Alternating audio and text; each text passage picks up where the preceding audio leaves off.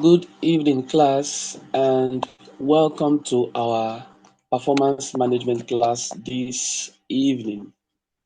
We are looking at divisional performance. The last time we spoke, we talked about the divisional performance to achieve goal congruence, and we mentioned the fact that when an asset is being purchased newly, it reduces the revenue or the performance of managers. And so they will likely don't want to make a new purchase, but would love to. Sorry, can somebody mute himself? Okay, so they would like to make use of the old assets and they will not want to buy a new asset because it reduces their performance. We saw two measures, these two indices or performance measure, which is return on investment and residual income. And we solved some question and we said we are going to look at a past question today. And when we look at that, we'll see how we'll solve that question. We'll be looking at May 2018, question number 1. May 2018, question number 1. Just a moment, that question will be coming up on our screen. May 2018, question number 1.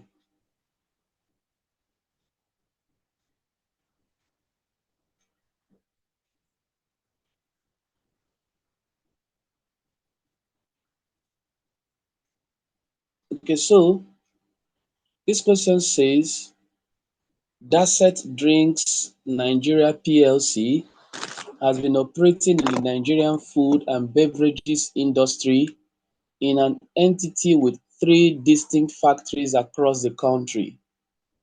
One of the factories bottles soft drinks, while the other 2 produce bottles and crancork for the soft drink factory. I'll take it again. They have 3 distinct factories. One of the factories bottle soft drinks. So that means the first one is the one that produces the soft drinks, while the other 2 produces bottles and crancorks for the soft drink factory. The company has recently been experiencing problems with its performance evaluation system across the 3 factories. Each factory manager is of the opinion that his factory is the one contributing the most to the overall performance of the company. In a recent management retreat, the guest speaker, a performance management expert, emphasized the need to develop key performance indicators for each of the factories and departments in the company. According to him, this will enhance performance evaluation of all managers in the company and will also make performance management easier. He suggested that the company should adopt a divisional structure whereby each of the factories will become an autonomous division with responsibilities for investment, revenues, profit, and cost. At the last executive management meeting after the retreat, the company's top management decided to adopt the recommendation of the guest speaker. The top management agreed transfer prices acceptable to each of the divisional managers and also the needs to decide whether the 2 factories manufacturing bottles and crancork could sell to external markets. The top management has mandated you as the company's management accountant to supply necessary data that will assist them in making appropriate decisions. Financial data collected about the company's operations are as follows. The cost and selling prices of the divisions are, we have the soft drink, the bottle, and the crown cork. This is the selling price on the external market. So this is how much they sell the soft drink in the market. This is how much they sell the bottle on the market. This is how much they sell the crown cork on the market. Variable cost of production. Now, this is 80 naira. This is 3. This is 0.30. Now, they said this 80 naira here includes cost of bottle and crown cork. To produce one bottle of soft drink requires one bottle and one crown cork. So it means here that this 80 naira contains the cost of one bottle and one crown cork that is being transferred to it. The bottling division has the choice to buy its bottle and crown cork requirements from external markets. That's this bottle division has a choice to buy its bottle and crown cork, the bottling, which is like the soft drink. So that's what it means. Has a choice to buy its bottle and crown cork requirements from the external market. The variable cost of production for external sales and internal transfers are the same as the variable cost of production for external sales and internal transfers are the same.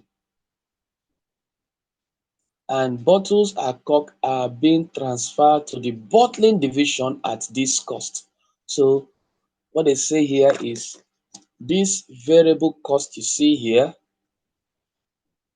they say the cost for production for external, the variable cost, these two are the same for both external and internal, and they are transferred at variable cost.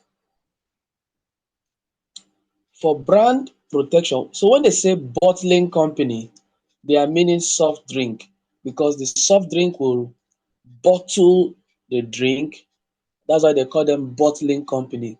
So it's confusing here because you see bottle division. The bottle division is not the bottling company. Okay?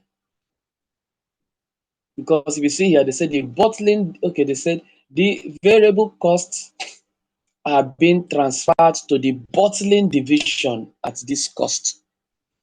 For brand protection, the soft drink factory is not willing to buy bottles and crown corks from any external supplier. So what it means is that these soft drinks must buy from these two. Required. Differentiate among investment center, a profit center, a revenue center, and a cost center in a divisional organization, giving one example of each. So they have here investment, profit, revenue, and cost. So there are 4 things here. When you differentiate, you get 1 point each. When you give one example each, you get the second point. So each of them has 2 points. That's not our focus here because the examples and the answers can be gotten from the back. Explain a divisional structure, stating the problem associated with this type of structure. Of course, we know a divisional structure is a structure that uh, power is being decentralized and power is vested at the branches. They are autonomous in nature. They take decision on investment and They are responsible for the profit. Now, they are also asked here to advise the top management on the transfer prices that will maximize the company's profits and be acceptable to the factory managers. So this is our issue here, the transfer price that will maximize the company's profits and be acceptable to the factory managers. So if you look at it here,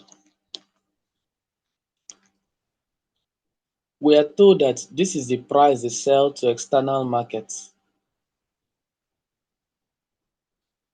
They sell 5 naira and 0.5 to the external market. And this is the cost that they are making it. Okay. Now they said the variable cost of production for external sales. So variable cost of production for external sales and internal transfers are the same, and bottles and crankcocks are transferred to the bottling division at this cost. So if they are transferred at this cost, if they are transferred at 3 naira and 0.3 naira, okay, that will mean that it's a particular transfer price. So if we say that they are transferring them at variable costs, will it increase the the will it increase the organization's profit? If they transfer it at the external market price, will it increase the profit? So we need to look at, they said, advise the top management on the transfer prices that will maximize company profit and be acceptable to factory managers. Okay, so let's start with transfer pricing at variable cost. So we'll go here, and this is performance management.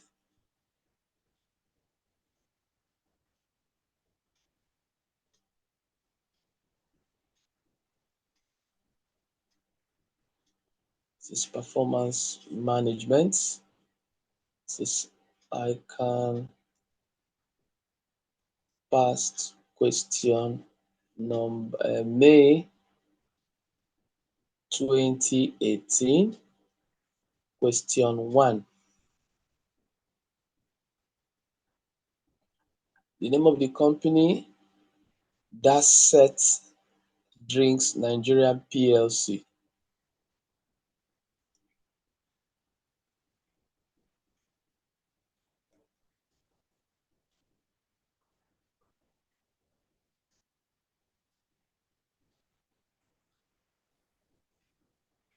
Okay, so we are looking for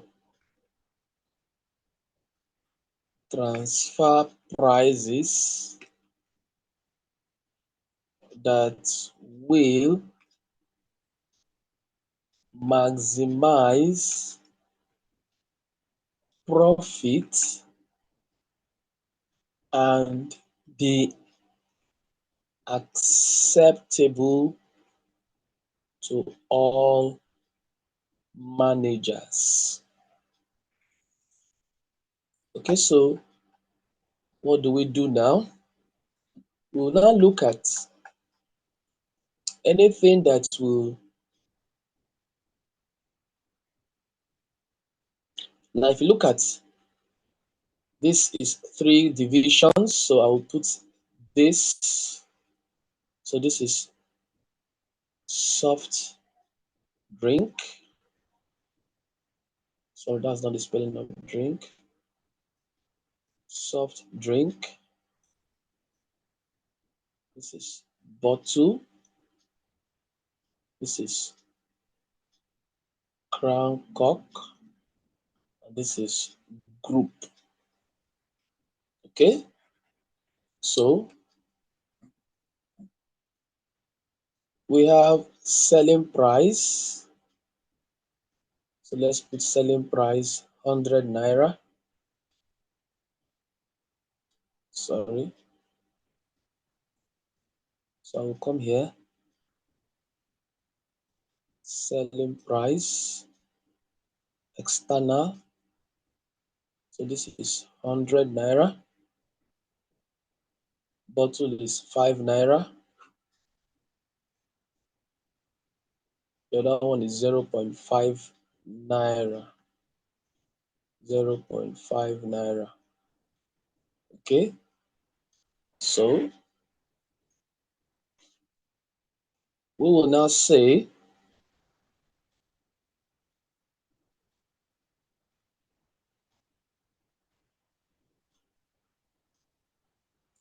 costs. Okay, that's external sales. So if they were to produce it at, if they are to transfer it at external selling price, that would mean that if they are to sell at external selling price, let's assume that they are to sell just one. Okay, if they are to sell just one external selling price, and all these people must sell to the internal market. So look at what is going to happen here. External is the soft drink that is going out. Soft drink that is going out, the group will have 100. Then we'll say internal sales. So this is going to be 5. This is going to be 0.5. Let's assume that they are selling it at the external selling market price. So it means that this will become 100, this will become 5, this will become 0.5, and of course this will be 100. That's just for one. Then if you look at costs, we have transfer price. This will be 5. That's transfer price for bottle. Transfer price crown cock. This will be 0.5. Of course.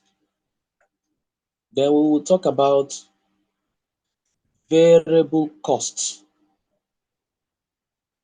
For the first one here, we were told that this is 80 naira.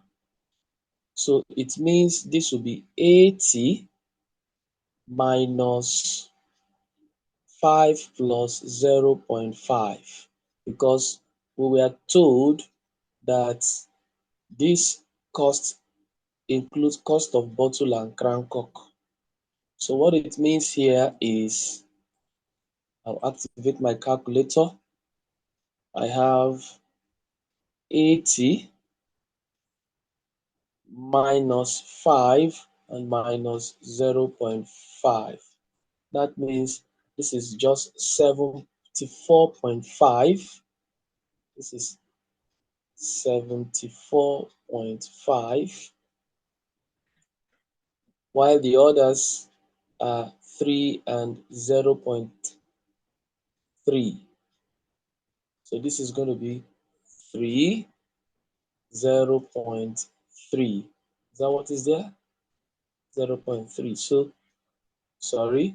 So if I add all of these, 74.5 plus 3 plus 0.3 will give me 77.8. So that will give me 77.8. So if I were to check all my costs, this should give me 80. That's variable cost. This should give me 80. This should give me 3. This should give me 0.3. This should give me 77.8. So 100 minus 80. So this is contribution. This will give me 20. 5 minus 3 will give me 2. This will give me 0.2, like we got the first time.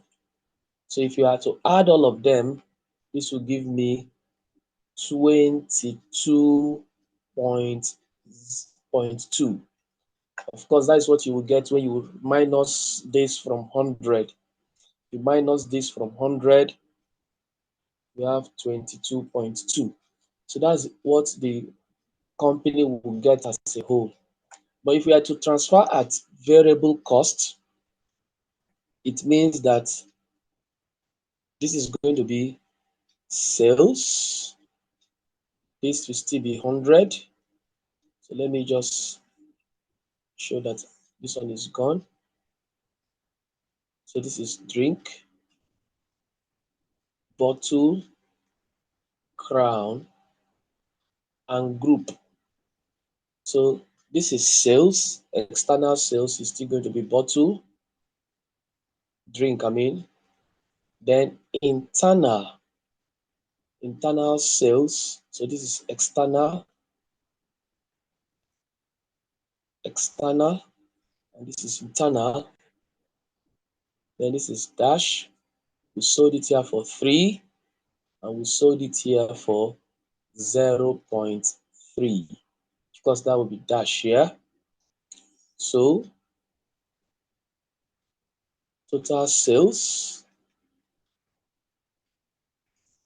will still give us 100. This will give us 3.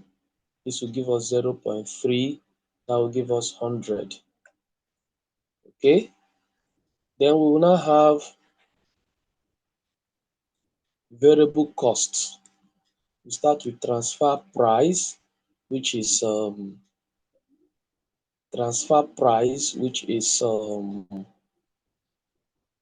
bottle. Bottle will be 3. Then we have that of crown. That will be 0.3. And the variable cost will be the same thing that we had before. The variable cost will not change here. It will now be 74.5 as before. 74.5. Then it will still become 0.3. So if we have 74.5, 74.5, sorry, 74.5 plus 3 plus 0.3, that will give me 77.8 as we had before. So 77.8. So if we have it here, variable costs will be, we start the calculation again, 74.5 plus 3 plus 0.3. That will give me 77.8. 77.8. Here will give me 3. Here will give me 0.3. And of course, here will give me 77.8. Then our contribution here will give me, if I minus 77.8 from 100, it will give me 22.2. Here will give me 22.2. Here will give me 0. Here will give me 0. Here will give me 22.2. So if you look at it now, in both cases, the company is using 22.2 in the total.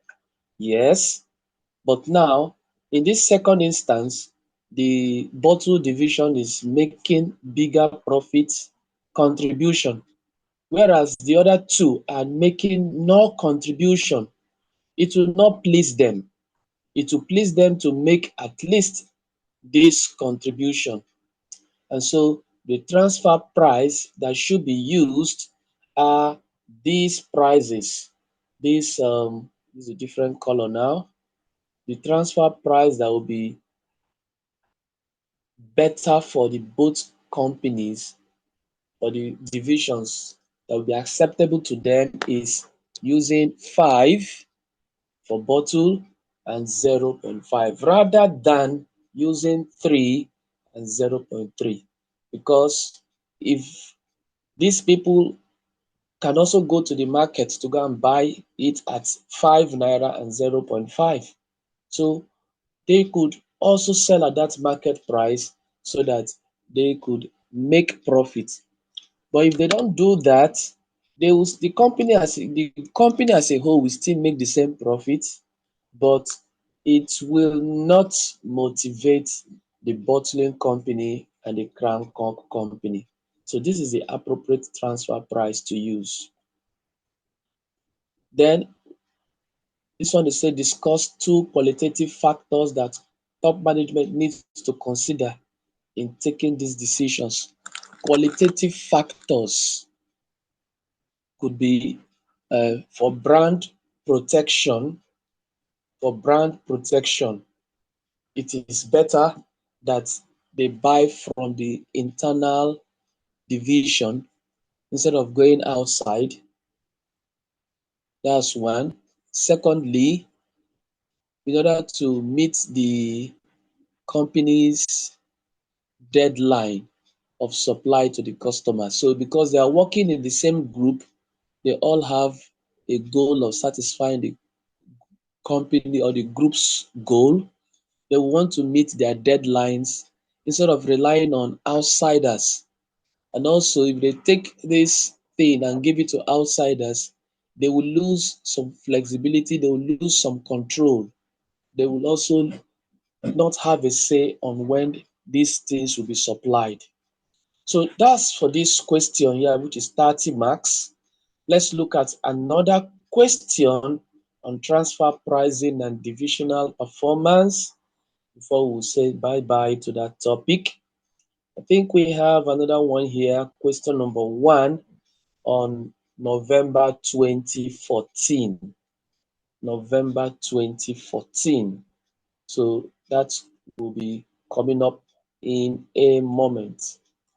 November 2014 is coming up now. Question number 1. All right.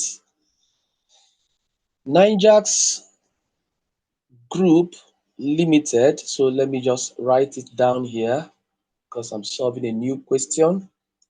So this now is ICANN November 2014. Question number 1.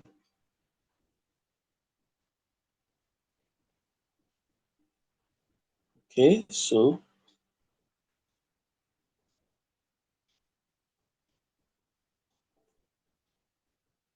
all right. I can see something that is just blocking the screen. Don't know what's blocking the screen. Take it to clear out in a moment.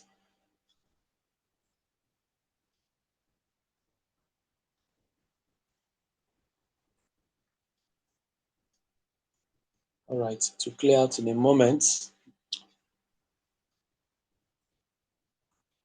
All right, so we have ICANN November 2014 question number 1. We have Nijax. What's that again? Nijax Group Limited. Nijax Group Limited. Okay, so let's look at what that question is all about. Has been in operation since 1980, playing a lead role in the automobile industry. Division X, which is part of the group, manufactures only 365 by 16 rim tire, which it sells to external customer and to Division Y, and then another member of the group. So what will happen here is this is the selling division and this is the buying division. Divisions have the freedom to set transfer prices and choose their suppliers. It uses residual income. Now you know what residual income is. Residual income, the formula we know is the profit minus controllable notional cost, notional cost, which is residual income.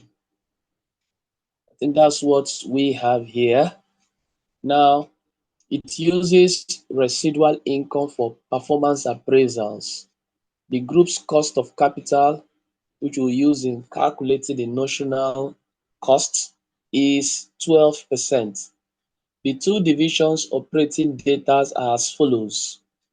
Division X, we said division X is the selling division. Budgeted information for the coming year, maximum capacity 150,000 tires, external sales, external selling price is this, variable cost is this, fixed cost, we have it there, capital employed. Now, capital employed. Target residual income. So this is the target residual income. The division Y here is the buying. Has found two other companies willing to supply tires. Adex Limited could supply 28,000 naira per tire. So you see here, they can external sales, variable cost, okay, no, variable cost here per tire, these other people that sell it is 22,000 naira variable cost to make the tire. But here, these people have found that they can supply 28,000 naira per tire for an annual orders in excess of 50,000. 50,000. So it means that if you are buying anything more than 50,000, if you are buying more than 50,000, you are getting it at 28,000 naira per tire. But if you are buying less than 50 tire, then you will be getting it at the normal market price. What's the normal price? Then Banax Limited could supply 33,000 naira per tire for any quantity ordered. If Division Y provisionally requests for 60,000 tires from Division X for the coming year, determine the transfer price per tire that Division X should quote in order to meet its residual income.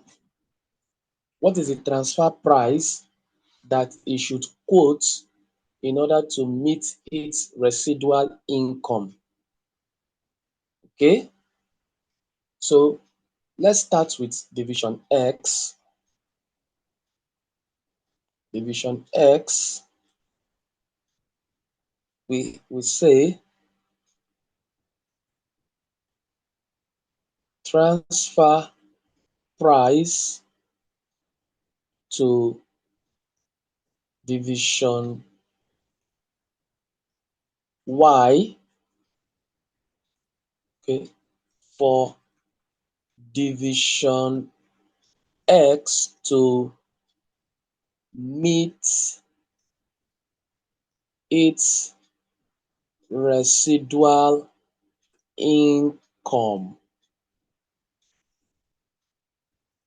So what is the residual income for division X? This is the target. This is the target residual income, isn't it? Fine. So now let's start with that. We know that residual income is equal to profit minus notional costs. Now, we are not we are giving residual income. We can calculate our notional costs, but we don't know profits. So we can make profit the subject of formula. So profit will be on the one side to be residual income plus notional cost. So we want to know our profit. What should be our profit now? Residual income, what is the target residual income is 180 million. 180 million. 180 million here. That's our residual income. What is our notional cost? 12% of 12% of 3.2 billion. So that will be 12% of 3.2 billion. All right, so that will give us this now 180 million plus, we'll now calculate this,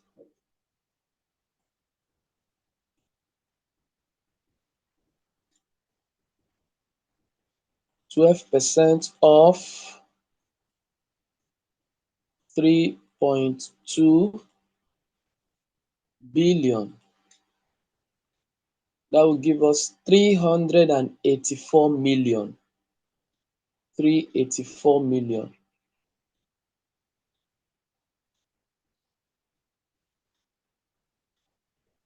So our profits, if we add this to 180 million, add 180 million to it,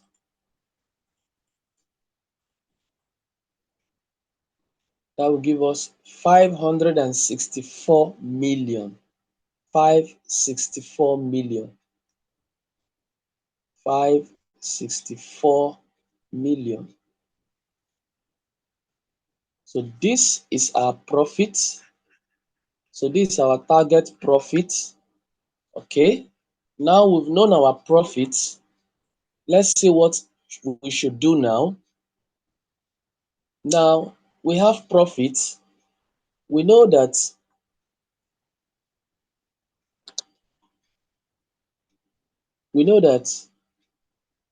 contribution minus fixed costs is equal to profit, right? Now we don't know what our contribution is, but now we know profit and we know fixed cost. So let's make contribution subject of formula. Contribution now will be profit crosses over, become plus fixed costs. And so our profit now is 564,000 million, 564 million plus what's our fixed cost? Fixed cost here is 1,080,000,000. So 1,080,000,000. 1,080,000,000. Now, when we add these together, we already have this profit here. Let's add our fixed cost, 1,080,000,000. Yes, that's it. That will give us 1,664,000,000. 6664 or 644? 644. 1,644,000,000. So that's our contribution. And that's not all. So this is our contribution. Now we know that sales minus variable costs is equal to contribution. We know our variable cost by virtue of this here, which is 22,000 per tire. Okay, we, we can get our variable cost. We know our contribution. So let's find the sales. So our sales will be equal to contribution plus variable costs. So what do we do now? So our contribution here, 1,644,000,000.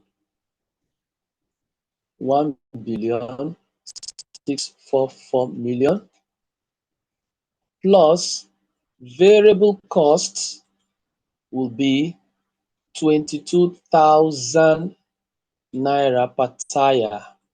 So it's going to be 22,000 multiplied by how many tires are they going to produce? Now, Y is asking for 60,000 tires. And so we'll have to give them these 60,000 tires. So to make this 60,000, look at the variable cost, tires. So this will now be 1,644,000,000 plus, so let's get this done, 22,000 multiplied by 60,000. Wow, that will give us 1,320,000,000. 1,320,000,000. So if we add these two together, our sales revenue, if I were to take this, copy it down, I'll take it down here and add it to this. So I'll just say plus, paste. That will give me 2,964. 2,964. This is 2,964,000,000. So that's your sales. And that's not all. We know that sales revenue equals to quantity multiplied by price. And now, price, which is what we are looking for, and we say transfer price will be sales revenue divided by quantity. So we have the price, which I will call transfer price, will be equal to our sales revenue, which is 2,964 2,964,000,000 naira divided by 60,000 tires that is being purchased. So I will now divide this by 60,000. So I have a transfer price of 49,400. 49,400. So therefore, the transfer price to meet division X residual income target is 49,400 naira. So that's the answer to that question. This is the transfer price that must be sold from division X to division Y, so that that residual income target, anything lower than this, that target will not be met. If it is higher than this, of course, the target will be met and surpassed. So that's one. Now let's look at the second part of the question.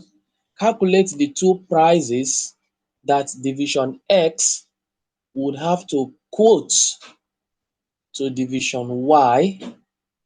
We said before, X is the selling and B is the buying. Calculate the two prices that division X will have to quote to division Y if it becomes the group's policy to quote transfer prices based on opportunity cost. Opportunity cost here, it means that it's either you are selling it at, like what we learn in the what we learned in the opportunity cost class when we are doing transfer price opportunity cost is sell at variable cost when there is no conflict. So this is one of the costs you use here. You sell at variable costs. So I will say, let me use it here now. Second one, that the transfer prices to use if opportunity cost is what the group require are, we have variable cost of 22,000 naira and market price at 35,000 at 35,000. So these are the two prices. So whenever there is no conflict between what is being sold to division Y and the group, they can sell at 22,000. Whenever there is a conflict, that one that will bring the conflict, they will sell it at market price. Now, you can say that this is even different from this one that will make them to meet a target residual income. So, of course, they cannot sell at this price. They cannot sell at this price. This is because this is way far back more than market price. Just because they want to meet residual income, they want to sell at this price. But Look at the two prices that they can sell. Variable cost 22,000, market price 35,000. And what's the next question? So you see, this is 2 marks, and it's something you don't need to think too much. That is said, evaluate the impact of the group's current and proposed policies on the profit of division X and Y and the group. Evaluate the impact of the group's current and proposed policy. What is a current policy? Okay, the current policy here is one, if division Y buys from X, that's one. Proposal two, if division Y goes to buy from Adex. And proposal three, if division Y goes to buy from Bananza. So that's it. What will be the impact on the group and on the X and Y and on the group? Though it is given as 4 marks, but it takes a lot of work here. So let's see what will happen on impact. Okay, is impact, sorry, I keep spelling them wrongly. So this is impact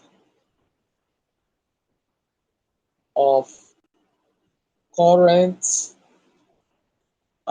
proposed policy on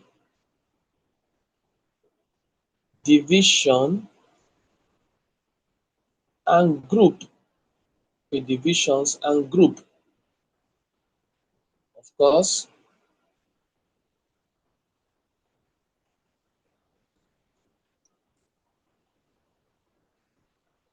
So evaluate the impact of the group's current and proposed policy on the profit of division X and Y and on the group. So what will happen here is this is division X, because division X is the selling. This is division Y, which is the buying, and of course this is the group.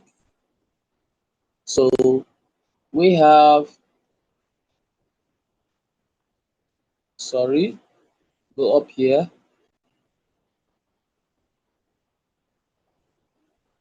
This is a maximum capacity here, 150.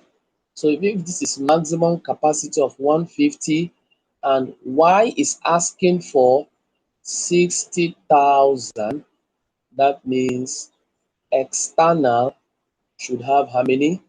90. So there is a maximum of 150,000, and division X, division Y is asking for 60. So what's going to be the, so what happened here is external sales, division Y is going to, division X is going to be, how much are they selling external market? 35,000 times 90,000. So let's see, 35,000 times 90,000, that will give us 3,150,000,000. So this is 3,150,000,000.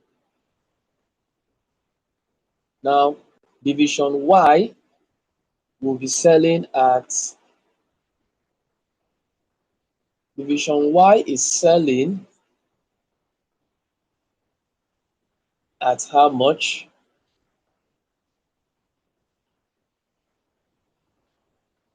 Division Y will also be selling at the external market price because it is division Y that is selling the whole thing mostly outside, because division X sells to Y and sells to outside. Division Y is also selling outside. So division Y, the 60,000 it buys, it will sell outside. So that would be 60,000 times 35,000. Okay, that would be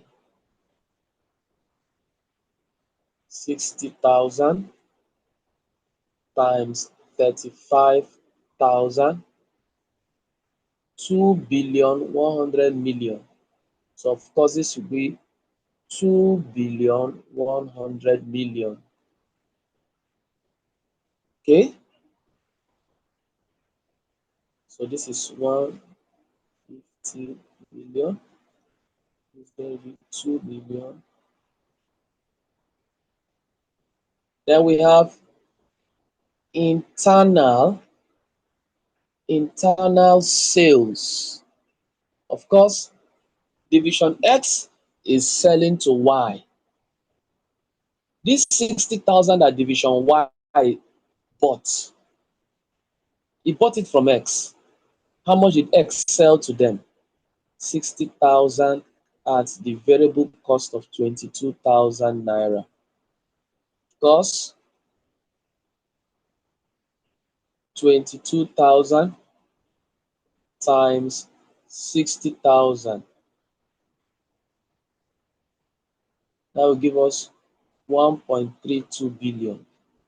So this is 1,320 million to be dash, and this will be dash. So of course we have here, let's add them up here. Okay, so this is, let me just quickly add, since I have 2 billion, 2,000,000,000 one, let me just add it to this 3,150. Okay, so I have 5,250 here, 5,250 here. Of course, here will be 2,100. So this is your total sales. Okay, lower and small. Total sales. So here will be 4,470. Right, that's your total sales. Now, if you look at cost, let's say variable costs,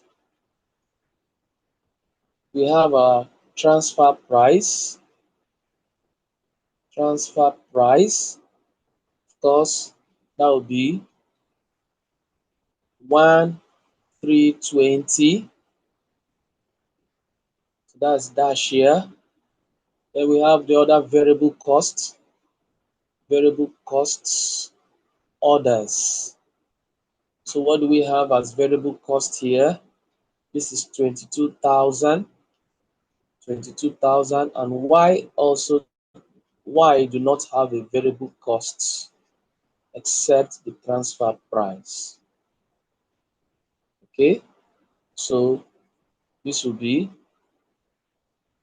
22,000 times 150,000 that it produced. So that would be 22,000 times 150,000 that it produced, 3.3 billion. So that would be 3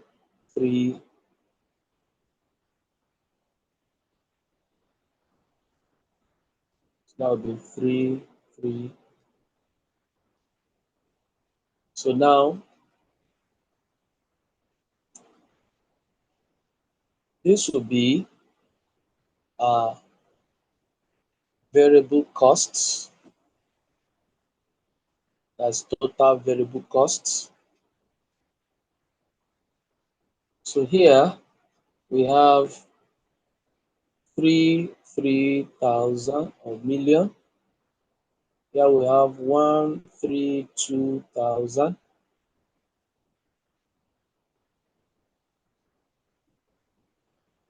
Here we have 3. All right, so what will be our contribution? Contribution will now be, let's start. We have 3.3 here. If I were to remove it from 4470, sorry, 4470.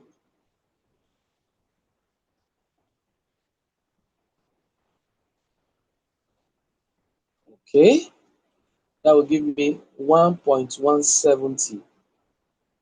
So this is one, sorry,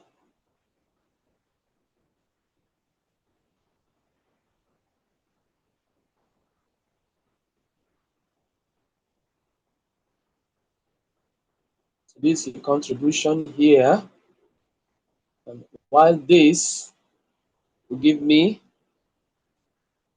2.1 million, 2.1 billion minus 1,320,000,000. So that will give me 780 million. So this is 780 million.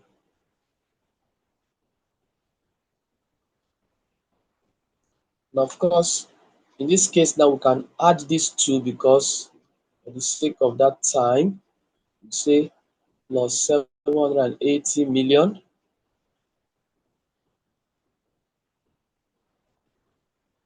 Okay, that will give me 1.95. That should be here. 1.1950 billion.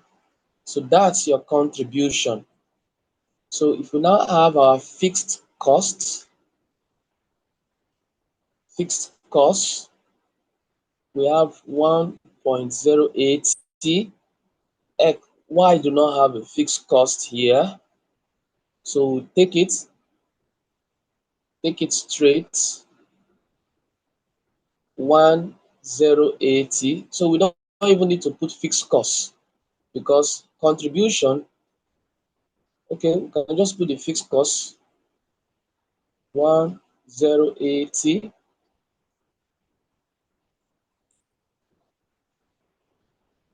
1080.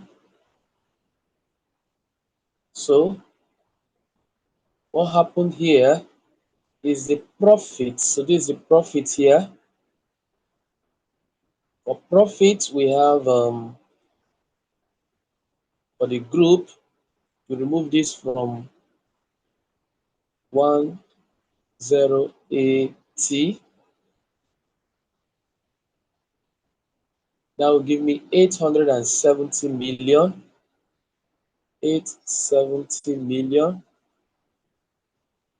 Okay, this will give me the first one here 117, sorry, 1170 million. All right, minus 1080.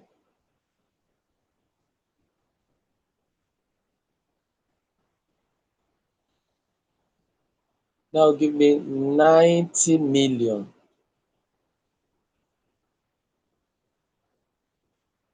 90 million. 90 million. Because this will give me 780 million. So that when you add them together, it gives you the 870 million. So this is the current policy. So that's policy number one. Uh, so we can say, okay, current Y buys from X. So that's the current. So the second one is Y buys from Adex. Y buys from Adex. So what will happen? So this is going to give us division X, this is division Y, and this is group. Now I want to run away from problem, so I'll put it million, million, all those plenty zeros. I want to reduce them. So I'll start again. This will be external sales. Now, because Y is buying from Adex, the whole 150 will be sold to the external market. Division X will sell everything it produces to the external market because there is no maximum demand from external market. External market is not asking for a limited number. It's only Y that is asking for a limited number. So the whole 150 it produces to sell to the external market. So it means here this will be 150,000 multiplied by 35,000. And that will be something we did before here. Okay, no, we've not done that. So we just do it now. 150 times 35. 150,000 times 35,000. Let's remove the millions. Let's divide by 1 million because that will give me 5,250 million. 5,250. So that's what we'll do. 5,250 plus that means this is 5,250,000,000. Now the 60 it buys from division Y buys it from Adex. Is going to sell that 60, so that's 60,000 multiplied by 35,000. It's going to sell that. I think we've calculated that before, which is 2,100 million. We'll have it here.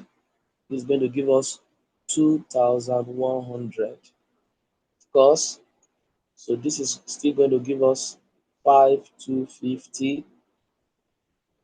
This is going to give us 2,1. Fine. There is not going to be internal transfer. So the total sales is going to be 5,250. This is going to be 2,100. This is going to be 7,350.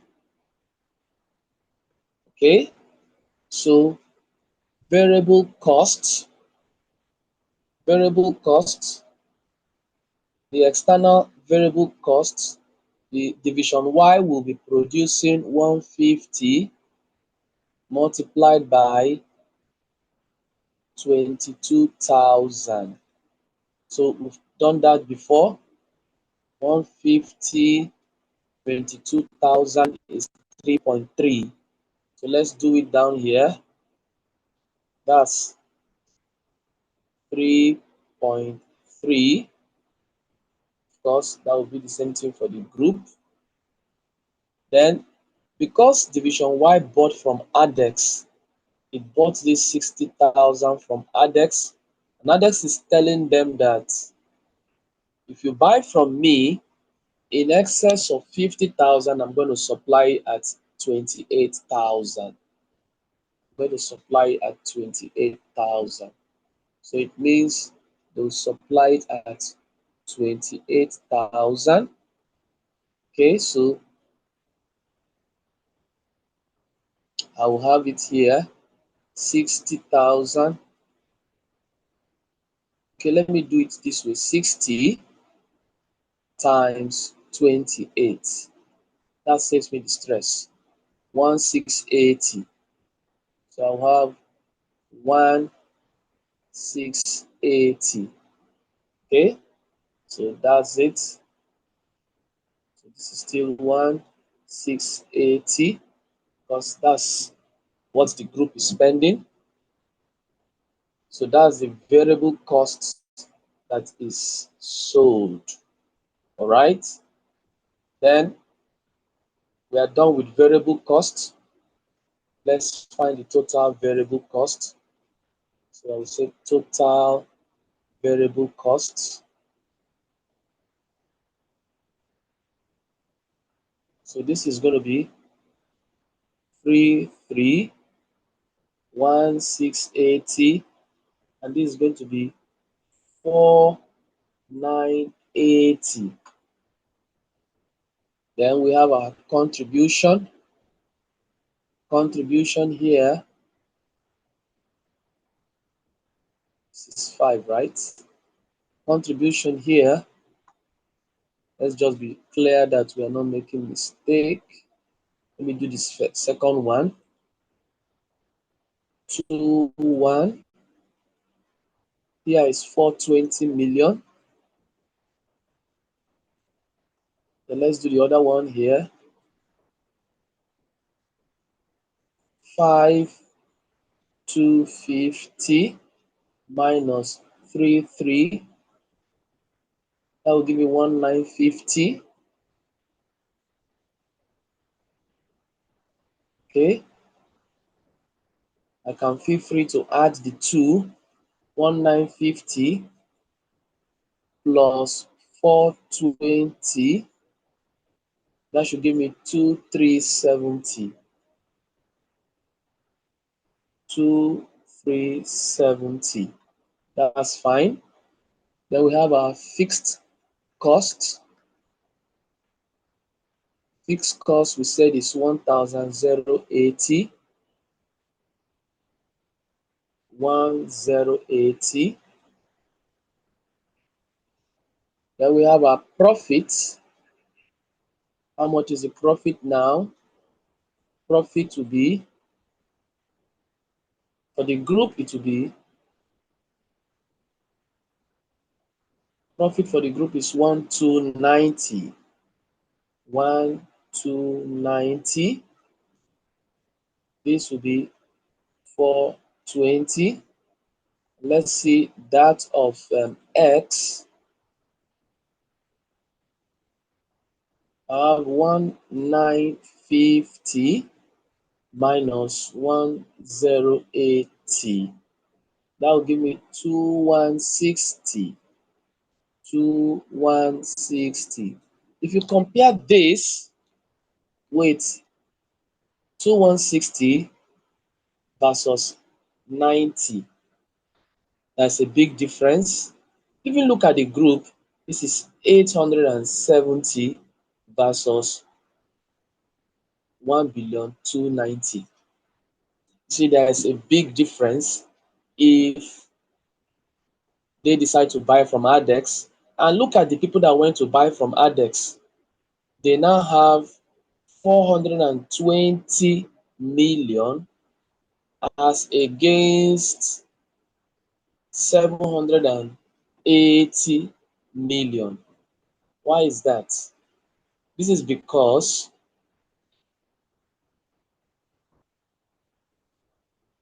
they still sold at this. Okay.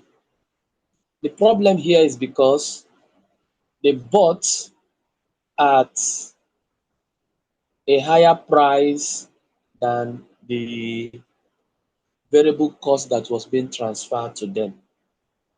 They bought at a higher price than the variable cost being transferred to them. Okay, and but the company as a whole increases its profits. Now, what will happen if these people decide to buy from Banax? If it decides to buy from Banax, which is 33,000 naira per tire, so of course the profit now will reduce. Let's try it out.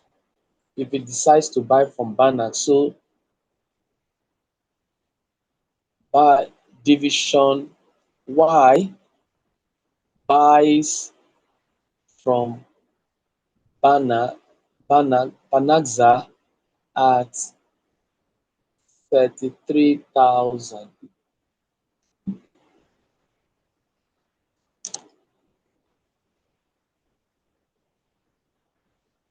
So what happens?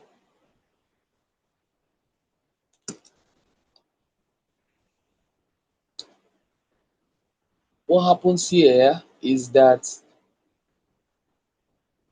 the profit of Division X will be 2160. Of course, that's the profit that this will remain unchanged.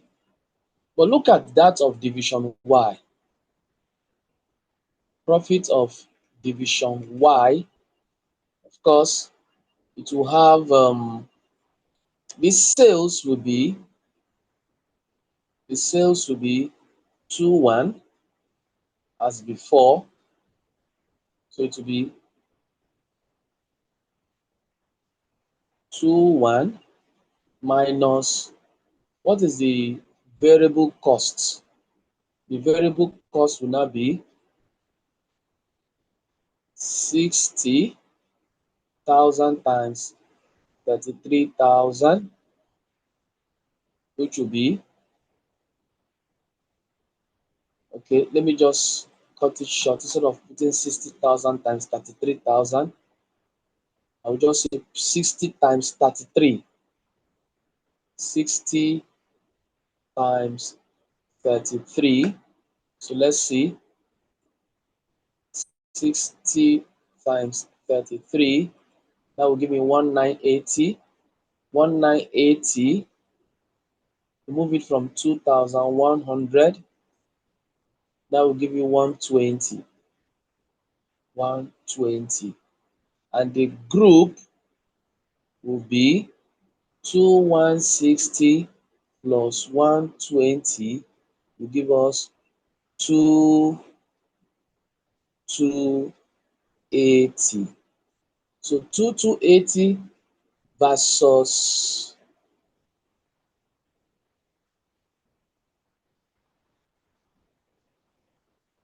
sorry, that's a mistake from profit of X.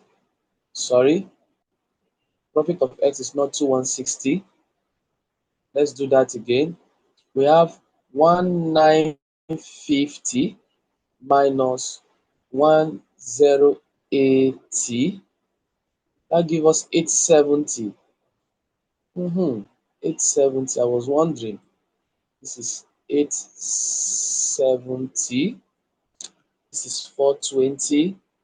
Okay. 7. Okay.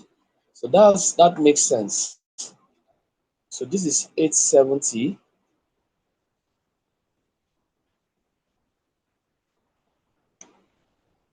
870. This is still going to be 870.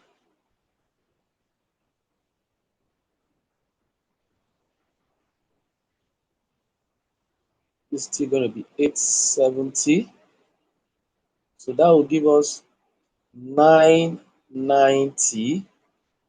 So the profit has dropped by about 200.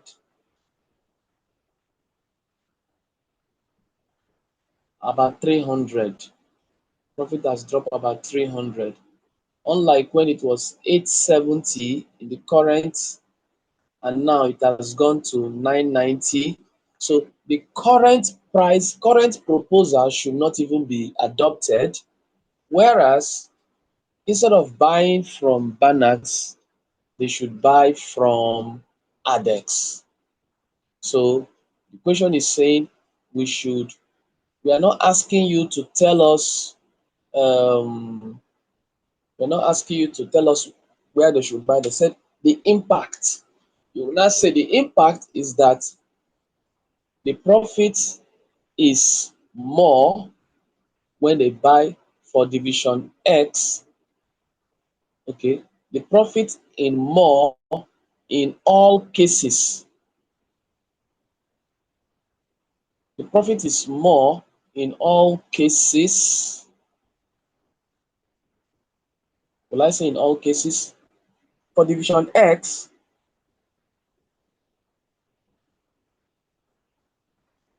when they buy from Adex or from Banax, the profit is the same for division X, but it's lower in the current policy. So in the current policy, both divisions are making lower profits. No, in the current division X is making the lower, division Y is making the highest, the company is making lowest. When they buy from Adex, division X makes a higher profit, division Y makes its highest profit. The company's profit increased. When they buy from Banex, division X profit is not different from when they bought from Adex. Division Y profit reduced and the group as a whole reduces. So if I were to recommend, they should, for the purpose of the group, buy from Adex. All right, now the question now says, assume that division X and Y are based in different countries and consequently pay taxes at different rates. X at 55% and Y at 25%. If division X has now quoted a transfer price of 30,000 naira per tire for 60,000 tires, you are required to determine whether it is better for the group if division Y purchases 60,000 tires from division X or from Adex. Hmm. So look at what we'll do now. We will look at buy from Adex first. We will say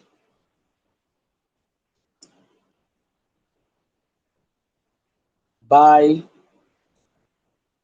from Adex. It's still 60,000 tires that they are talking about, right? All right. Adex has not changed his mind. And so what happened here? This is division X, this is division Y, and this is group. I want to make this one million. I want to make it million. I want to make it million. So when we look at buying from Adex the first time, Adex is still selling what they are selling. And Y is not selling, X is not selling anything to Y. X is not selling anything to Y. So no internal transfers because they bought from Adex. Now these are their profits. 870, 420. So I'm just going to bring it here. Profit 870, 420, and I have 1290. 1290. So of course the tax is going to be for division X Say div x, division x is how many percentage? 55%. So this is a high tax region. 55% of 870. So that would be 870 times 55%. That will give me 478.5. 478.5. 478.5. Okay, let me still put it down here. 478.5. Then for division Y, they say it's 25%. So that's a region of low tax. So 25 of 420. So let's calculate that. 0.25 times 420. That gives me 105. So this is 105. That's 105. Okay. This is profit after tax. So what's going to be the profit after tax? We have here, so let me do that of the group. If I add this to 105, I got something like this.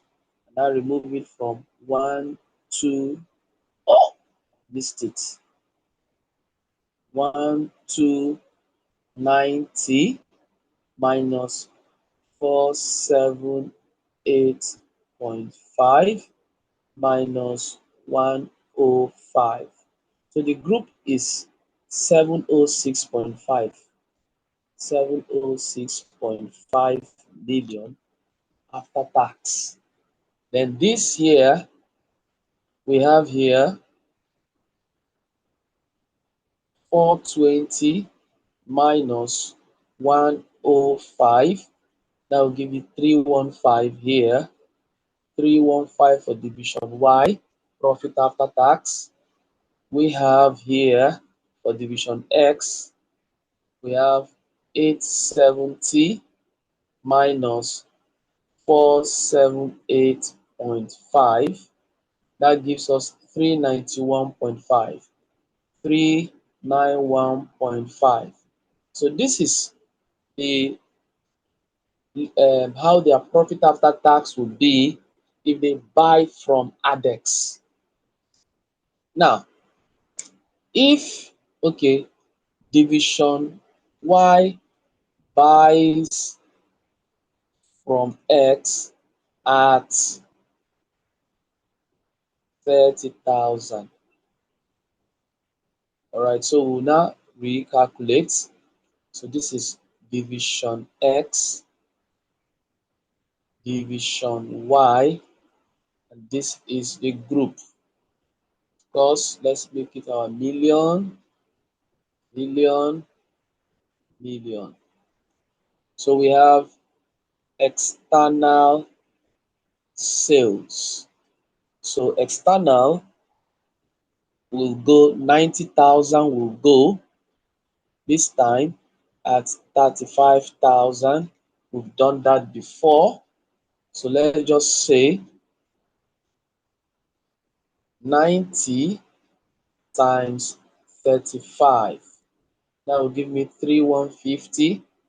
Have 3150. 3150. Then it's still external. The 60,000 it bought is still going to sell at 35. So that's going to give me, done that before, likely going to be 2,100. So 2,100, 2,100.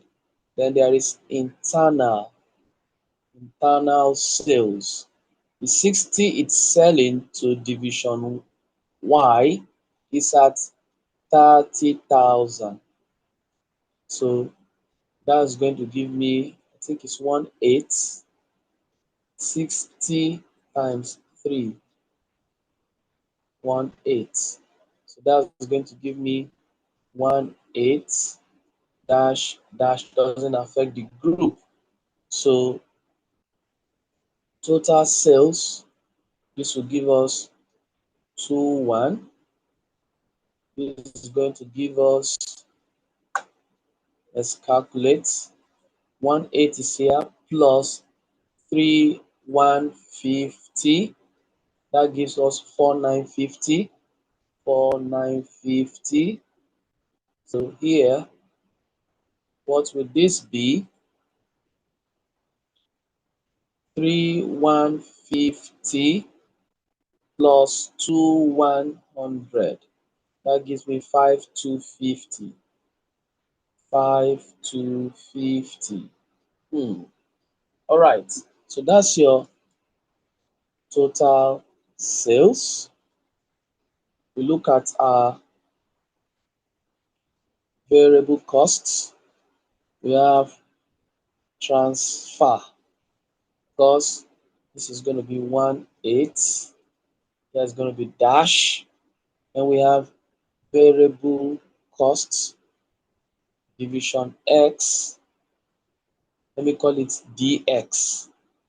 Dx is going to be 150 times 22. We've done that before. 150 times 22, that's 33. It's going to give us 33.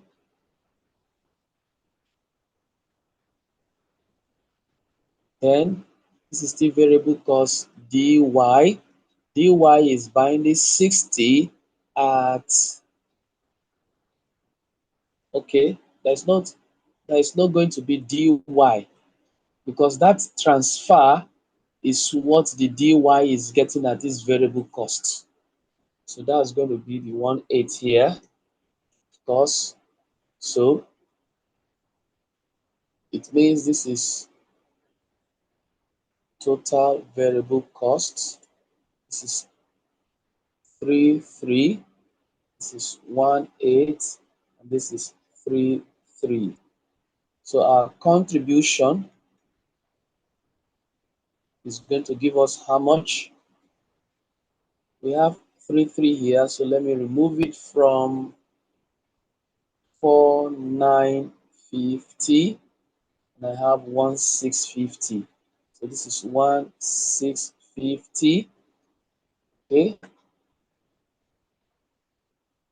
I have 21 here minus 18.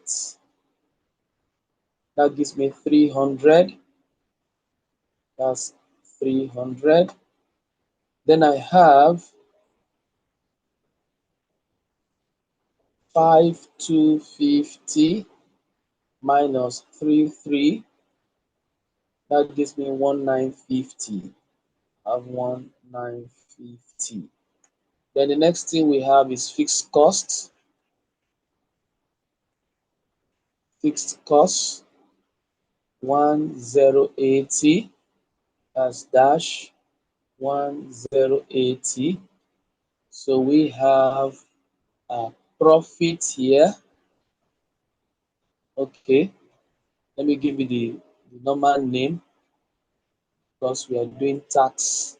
So this is going to be profit before tax, PBT. Profit before tax. So we have profit before tax here is 1650 minus 1080. That will give me 570. This is 300. This should give me 870. Still need to calculate to check. 1950 minus 1080 because it's 750.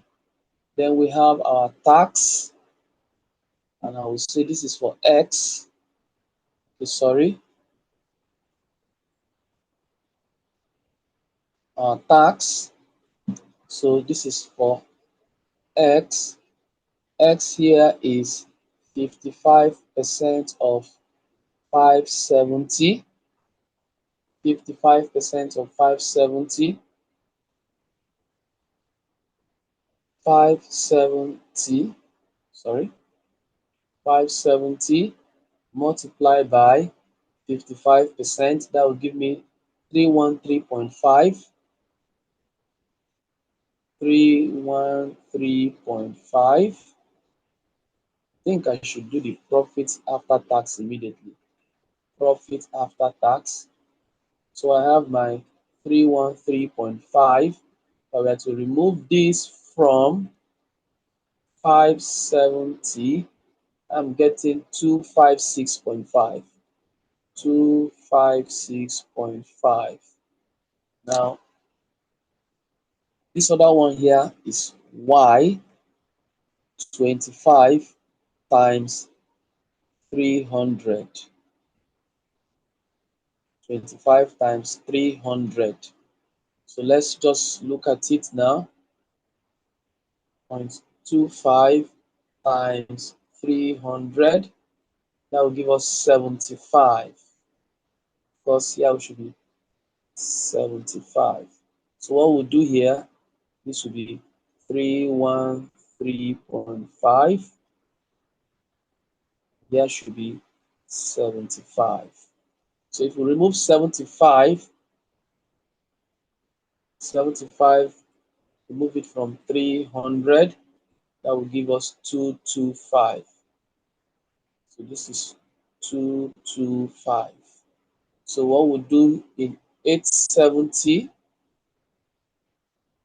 870 minus 313.5 minus 75. That'll give me 481.5. 481.5. Let me be sure that it's correct. But we have to remove this 481.5. I have to remove 225. Should I get this? Yes, I did. Now, what happened now if there is a tax? You see, profit after tax was 391 and profit after tax became 256. So it's as though for X it is bad business for them if they do the current policy. But look at Y, 315, 225. It's as good as doing the current policy is bad business for them too. Now look at the profit after tax, 706, 481. So profit after tax reduce for the group. So what should happen?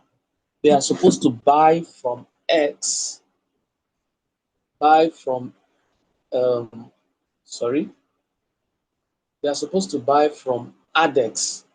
If they buy from ADEX, they are going to have a profit after tax of this amount here.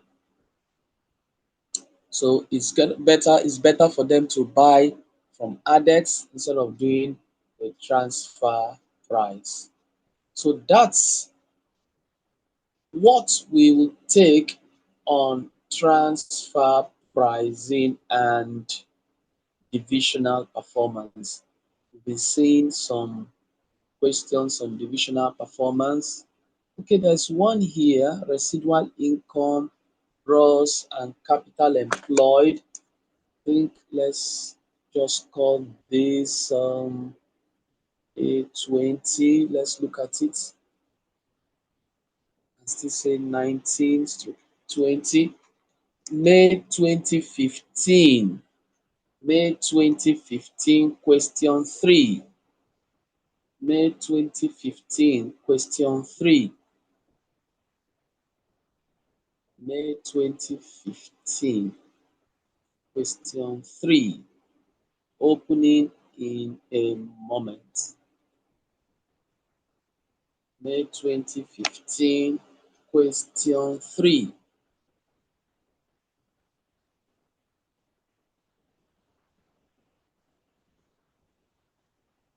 Uh-oh, this tax.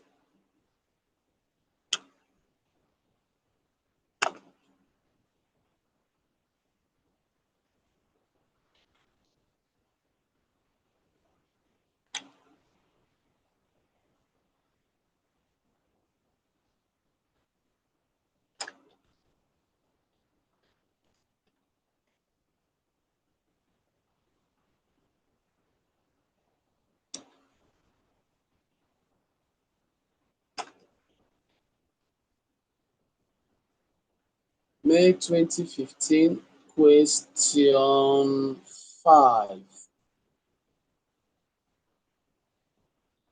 Mhm.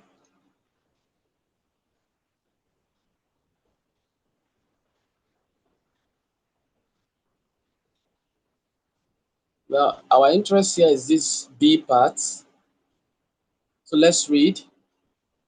Carosi Limited makes quality wooden products such as tables, chairs, benches, and doors. Historically, the company has used mainly financial performance measures to assess the performance of the company as a whole. The company's chief executive officer has just been informed of the balanced scorecard approach and is eager to learn more. Carosi Limited has two divisions, X and Y, each with its own cost and revenue stream. Each division is managed by a divisional manager who has the power to make all investment decisions within the division. The cost of capital for both divisions is 15%. So we have identified the cost of capital. You can just come here and say cost of capital 15%. Historically, investment decisions have been made by calculating ROI of any opportunities, and presently the return of each of investment is 18%. So we have ROI 18%. That's the current ROI. A recently appointed manager for Division X strongly feels that using ROI to make investment decisions will result in better goal congress throughout the organization. Each division is currently considering the following separate investments: capital required for the investment, we have them here, revenue generated from the investment, and look at the net profit margin. The company is seeking to maximize shareholders' wealth. Then we are asked, determine both the return on investment and the residual income of the new investment for each of the two divisions. And we are told to comment on these results, taking into account the manager's view about residual income. So we have May 15, question 5. So I will take another pen here. I can May May 2015. Sorry, it's May 2015, question 5. Right, so that's it. The name of the company is Carousel Limited.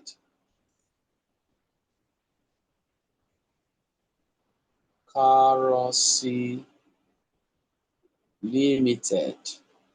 Okay, so what are we asked to do? We are asked to look for the return on investment and the residual income.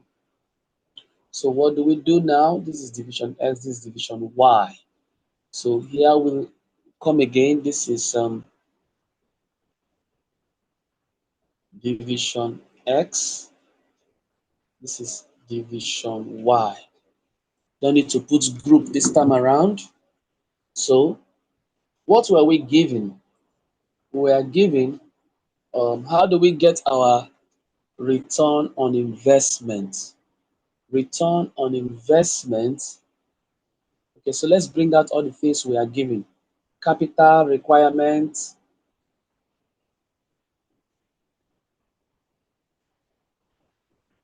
capital,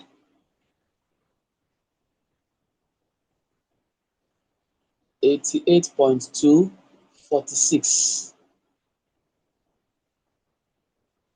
This is 88.2, 46. Then we have revenue, 46.4, 28.1. 46.4, 28.1. So this is revenue. Okay. Then we also told net margin 30 and 35. This is 30. This is 35. Net profit margin. Now, if you have your net profit margin, so your net profit is going to give you revenue times net profit margin. So this is going to give us 46.4 times 0.3. The other one is going to give us 28.1 times 0.35. So let's check.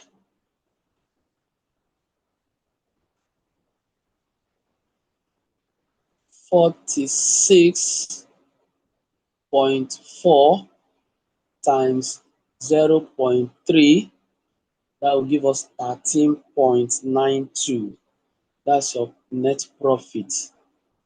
So it's 13.92 is your net profit for this. Then the other is 28.1 multiplied by 0.35, 9.835, 9835. So that's the profit here. This is the profit here. So return on investment is net profit all over capital employed. So now you will say ROI will be net profit all over capital employed. Maybe I should use the word employed here. Capital employed.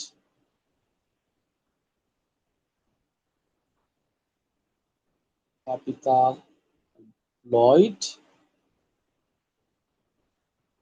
Okay. Times 100%. So we'll come here and say this is 13.92 all over 88.2 times 100%. And here will be 9.3835 all over 46, 46 times 100%. So let's see. We will say here, I have this up here.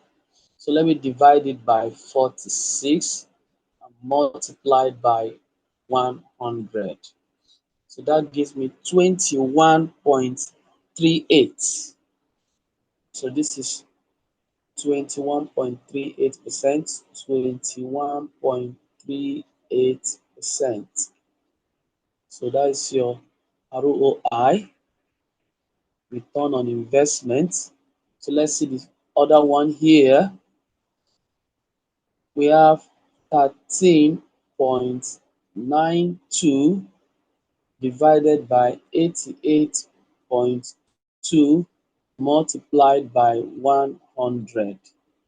So here we have 15.68, 15.68%. So if you see here,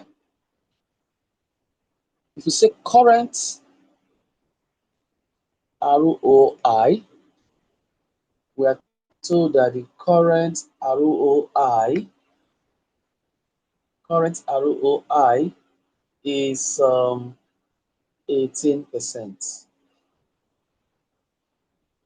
This is 18%, 18%.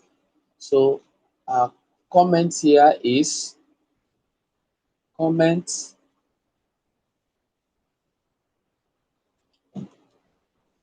division X will not be motivated to invest in the new, is it a new plant? Yes. Will not be motivated to make new investments. That's what I mean. Will not be motivated to make new investments. Will not be motivated to make new investments as this will lower the ROI and the ROI is just a little above the company's cost of capital. Now say, however, division Y will be highly motivated to invest. So we've done that for ROI. Then let's look at ROI. So we have our division X and our division Y. Normally our our ROI is going to be net profit. Of course, we've calculated net profit before, which we say this is 13.92. This is 13.92. And this one here is 9.835, 9.835, 9.835. Okay, less notional cost. So that would be this investment here is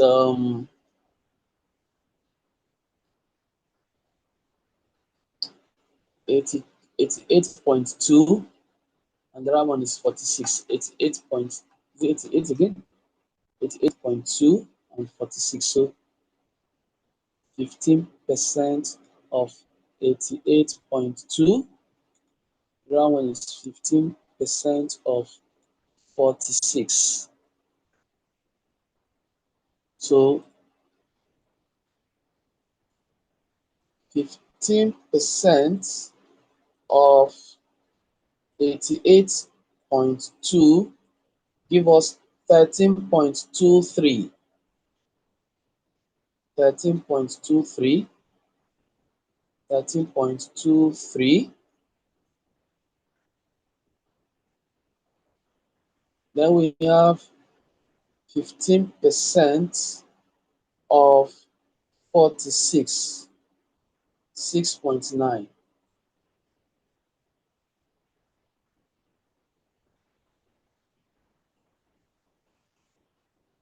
And this is residual income.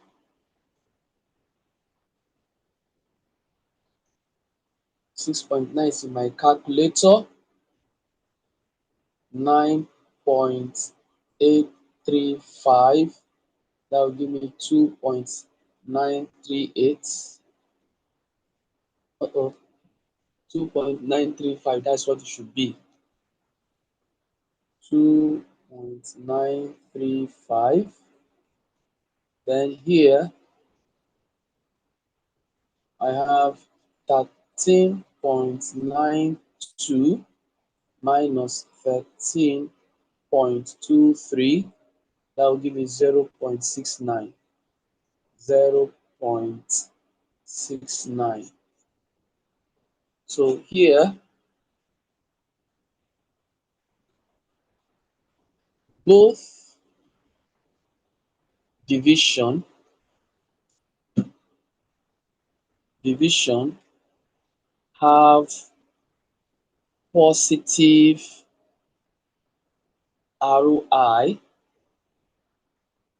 which means that both are doing well. This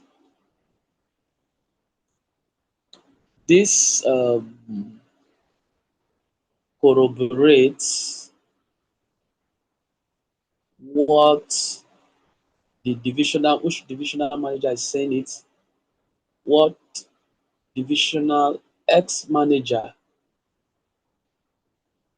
what the division X manager said about using ROI instead of ROI. With ROI,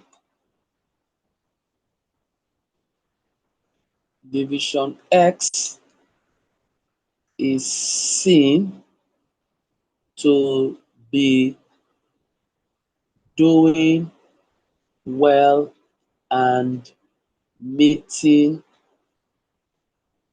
targets. But with ROI, it is said to be doing poorly.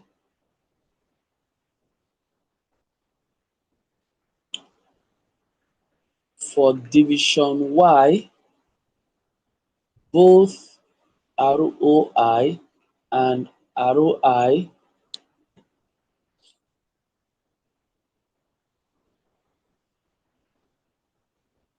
both division both ROI and ROI and ROI measures put him put the division put the division in a positive light.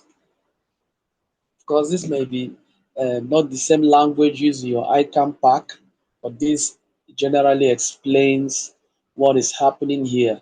So you see here, the emphasis here is on how division are being evaluated using the two ratios, ROI or ROI. That is what they want to test you, and you have to make comments. In the case of ROI, which is percentage, you are going to compare with the current performance. They are making 18%. If they are to invest, to fall, and the manager of X will not like to be assessed that way. But if you are using ROI, he is still making a positive, that is in naira terms, positive value. If it were to make a negative um, residual income, of course, or zero, you will not be happy with that. So you see, this is what the question is talking about. So we have discussed in details the return on investment and ROI, ROI, residual income. That is for divisional performance. We've seen questions on that and also bordered on transfer pricing. Let's see if,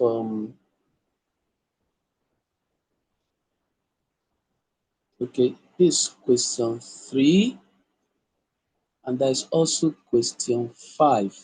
Wow. What we did was question 5. What about question 3? Let's see.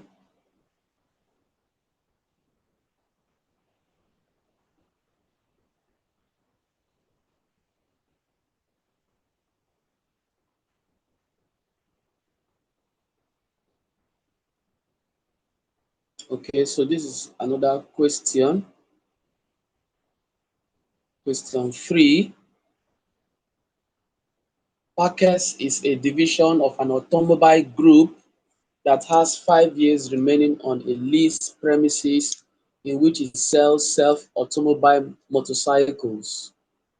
The management is proposing an investment of 48 million on immediate improvements to the interior of the premises in order to stimulate sales by creating a more effective selling environment.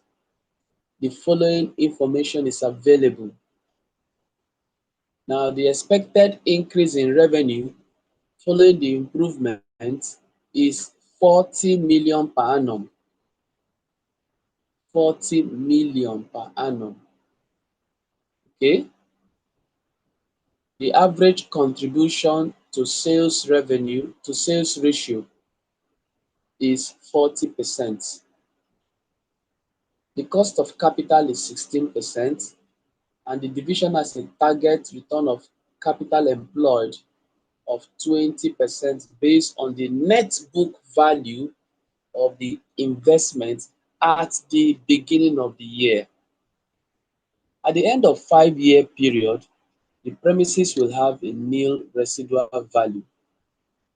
The management staff turnover at Parker's division is high. The division's investment decisions and management performance measurements are currently based on figure for the first year of proposal. In addition, there is an alternative proposal that suggests a focus in revenue per annum for the premises improvement as follows. Okay, year 1, year 2, year 3, year 4, increase in revenue 56, 40, 40, 20. All other factors are expected to remain the same. Then we are told to prepare summary of the statement of the management proposal for years 1 to 5, showing prepare summary of statement of the management investment proposal for years 1 to 5, showing income and return on capital employed for each year using the straight line depreciation. Okay, let's see how we can do this. If we can finish it.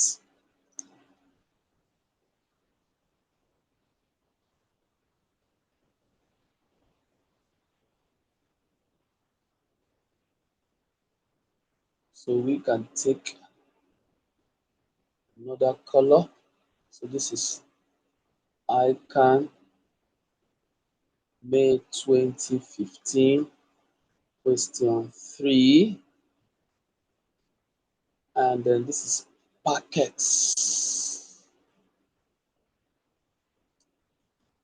Packets. So what's the first one saying? Summary of statements showing residual income and ROI for 5 years. Summary of statements using ROI and ROI. All right, so what were we told?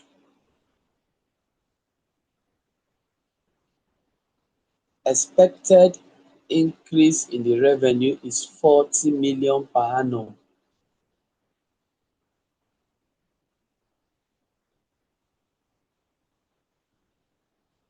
Investment. Okay, now look at it now. The expected increase in revenue. What is the current revenue here?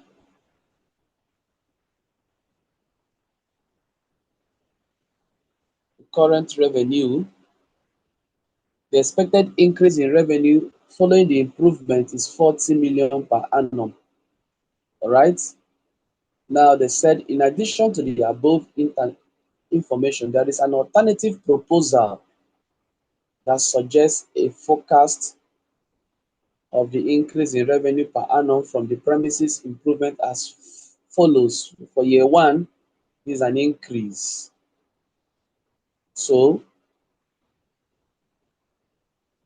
prepare a summary of statement of the management investment proposal. So which one are we going to use here? Yeah, one, this alternative or this. So we may decide to do for both. Okay, the cost of capital is 16. Okay,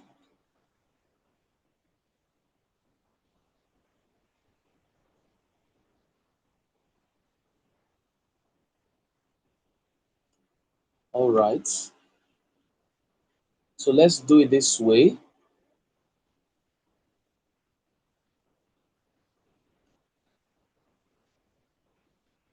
Assets, capital employed. So we can say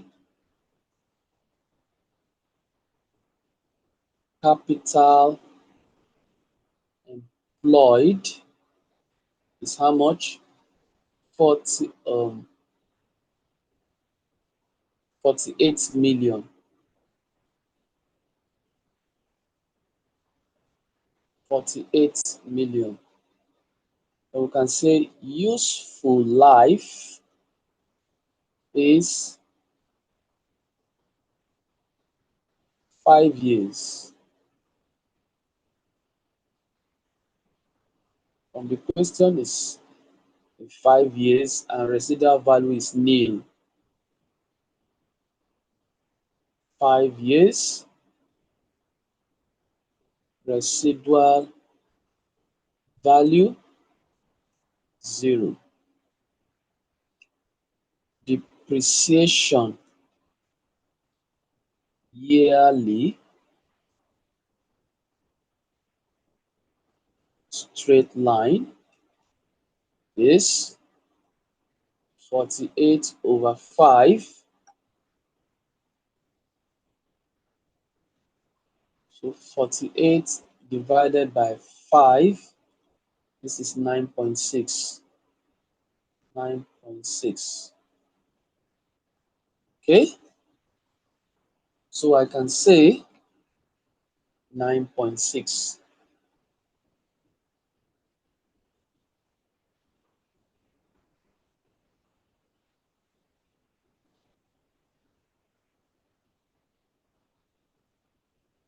All right, so let me say this is year one, year two, year three, year four, and year five. Then I will say asset value at beginning. Asset value,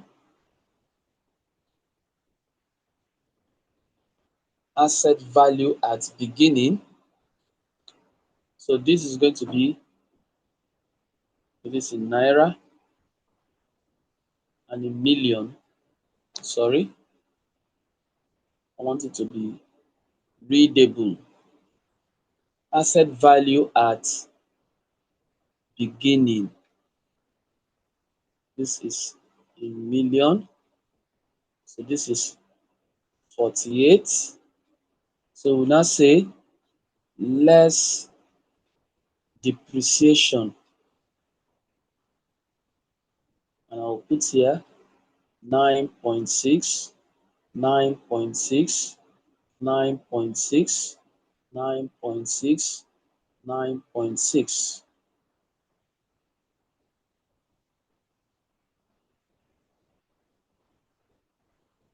Then we'll say asset value at, okay, of course, this is naira in million at end. This is in naira and in million. So this is the asset value at the end. So let's do it.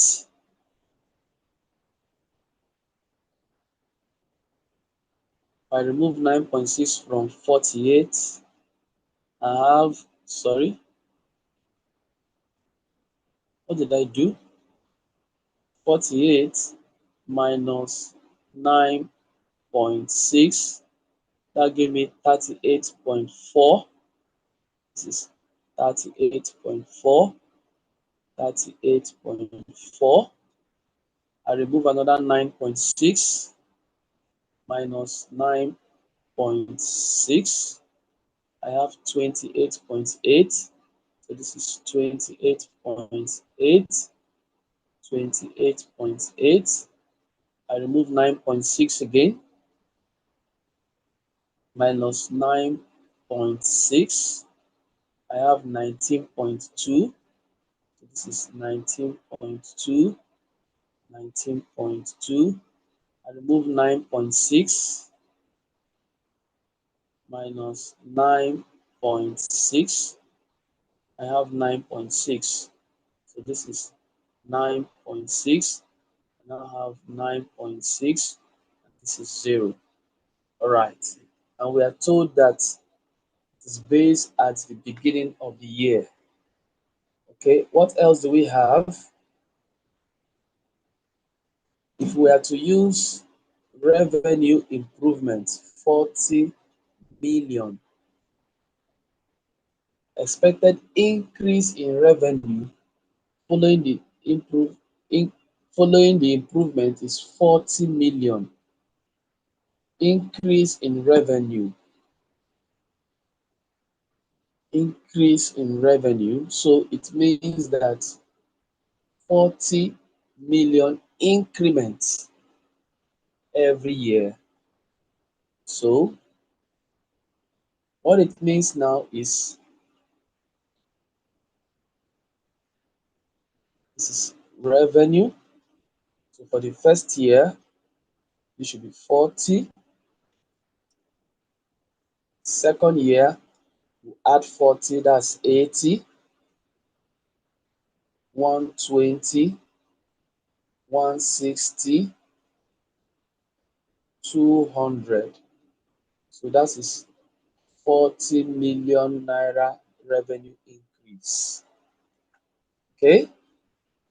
Then we are told that the average contribution to sales ratio, the contribution to sales ratio is 40%, meaning that the profit margin,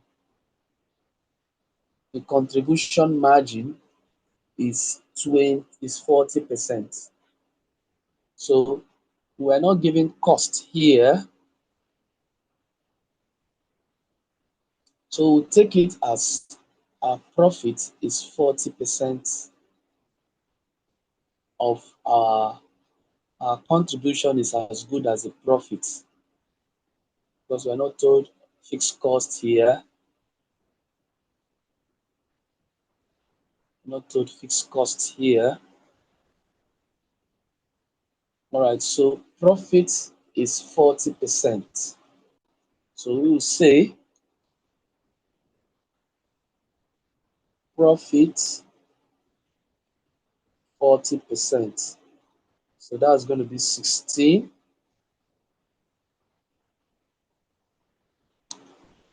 4 times 8 is 32. Let me be sure what I'm doing. 0.4 times 40, that's 16. 0.4 times 80, that's 32.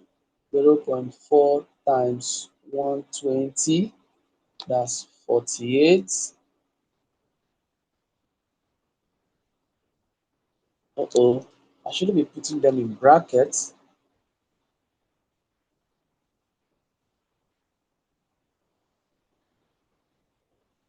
I don't have any business putting them in brackets. So that's 48 for 160. 0.4 times 160, that gives me 64.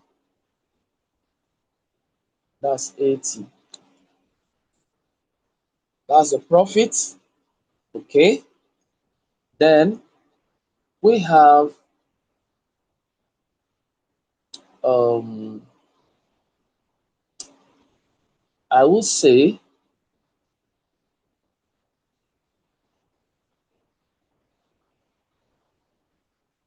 notional cost. Notional cost, which is said to be 16%. 16%. Cost of capital, 16%. So it's going to be the same, 16% of 48 million. So 16% of 48 million, 16%, 16 over 100 times 48 million. That's going to be 7.68. 7.68. So I'll put 7.68 all through. 7.68, 7.68, 7.68. That's a notional cost. Then we are told that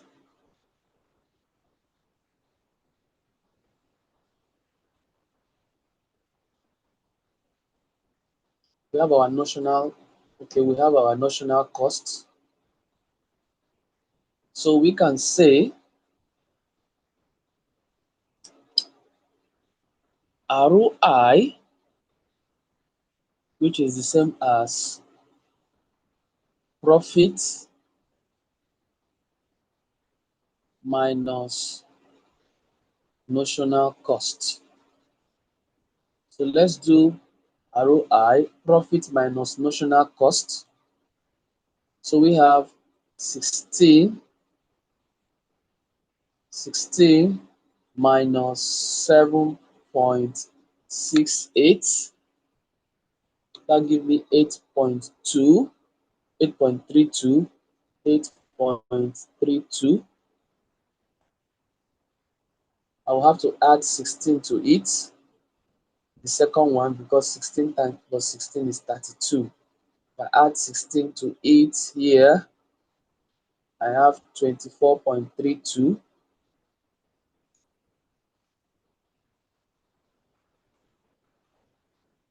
Okay, so let's do that's 32, 42. If I add another 16 here, that gives me 40.32.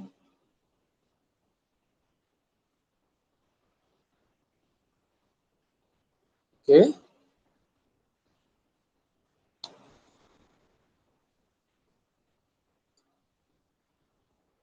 64 minus 7.68. That gives me 56.32. Then we have 80 minus 7.68. I have 72.32. So that's for ROI.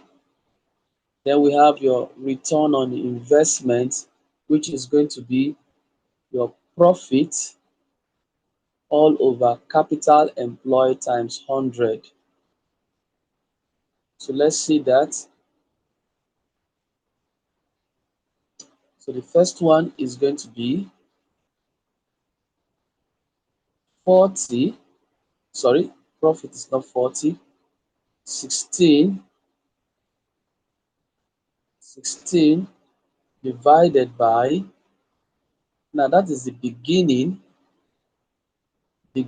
of the asset value, 16 divided by 48 times 100. So that gives me 33.33. So that's 33.33%. The second one here is the profit is 32 divided by 38.4 times 100. That's I did divided by 100.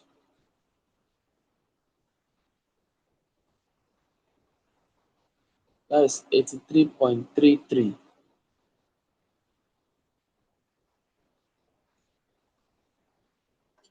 Then the next one here is 48 divided by 28.8 times 100. That is 167, 66.67, 166.67%. Then we have 64 divided by 19.2 times 100. That's about 333%.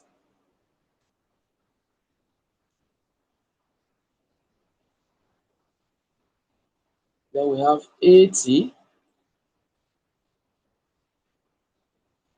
divided by 9.6 times 100. That's about 833%.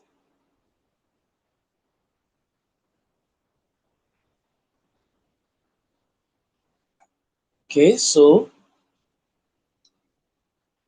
we are told that we should put it in a table form. So all we've done, we have complied with what they said. So sometimes you might be getting ridiculous figures. Do it that way. All of the what they are looking at is, are you able to obey the instruction? Now we are told that the target return on investment is 20% based on net book value of the investment at the beginning of the year. So the target is 20%, and you are getting more than 20%. So you are going to be telling them that, wow, you did well in return on investment, and in return on residual income, you also did well. Okay. Now, if you were to take this other one, that's your own assignment, to do it the same way, increase in revenue, the first year will be 56. The second year, you add 40 to 56. Third year, like that.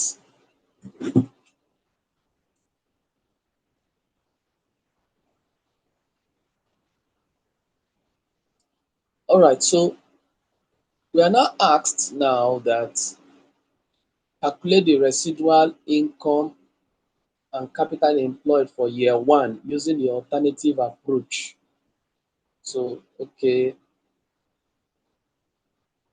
so that's the first one we did before. So this is the alternative approach. You have to calculate for year one. So let's calculate that for year one. Alternative approach,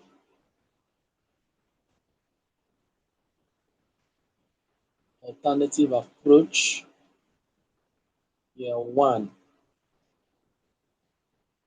year one. Why am I not writing well?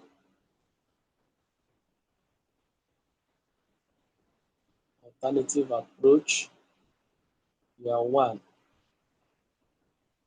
Okay, we are told that revenue is 56, revenue 56 million, profit 40% times 56, 40 times 56, that gives me 22.4, 22.4 million. That's profit. Then we have capital invested 48 million. Cost of capital is cost of capital we are told is 16% asset at the beginning. So it's going to be 0.16. Was it 0.16? Yes, we used 0.16 times 48 million. I think we've calculated that before. 7.68. 7.68 million. Okay, so we will say ROI, which is going to give me 22.4 M divided by 48 M times 100%. So that will give me 22.4 divided by 48 times 100. That gives me 46.67. So this is 46.67%, always in percent. Your ROI will give you 22.4 M minus 7.68 M, which will give you what? 22.4 minus 7.68. What am I doing? Minus 7.68. That will give you 14.72. So that will give you 14.72 million. So that's it for this question, and that's it for our topic for today. We are done with divisional performance and transfer pricing, and we'll be looking at other topics in the next class. So thank you so much for taking the time to be with me here in class. I do hope that you join me in the next class when a new topic will be dissected. So do have a nice day, and I'll see you again in the next class.